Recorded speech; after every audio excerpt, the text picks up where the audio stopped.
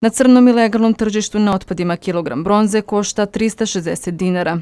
Tako su rešili da zarade lopovi koji su ukrali bistu Isidore Sekulić, 4 bronzane figure golubova koji su deo fontane Buđenje na Kalemegdanu, ploče sa Zindan kapije i rimskog bunara, spomene obeležja Slobodanu Seleniću, Antoniju Isakoviću i Mići Popoviću. Ni nadgrobni spomenici lopovima više nisu svetinja. Za samo mesec dana registrovano je 25 slučajeva krađe nadgrobnih spomenika. Najnoviji je slučaj prijava jedne Beograđanke koja je prijavila krađu spomenika svom ocu, staru 30 godina.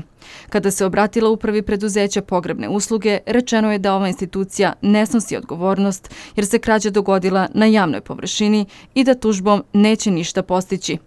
Preduzeće pogrebne usluge plaća firmu koja čuva spomenike.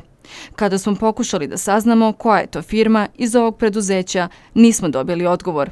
PR pogrebnog preduzeća je na odmoru. Do tada građani mogu da pišu na info@beogradskagroblja.rs, a policija još nije ušla u trag lopovima. Nevena Milosavljević, Moja televizija.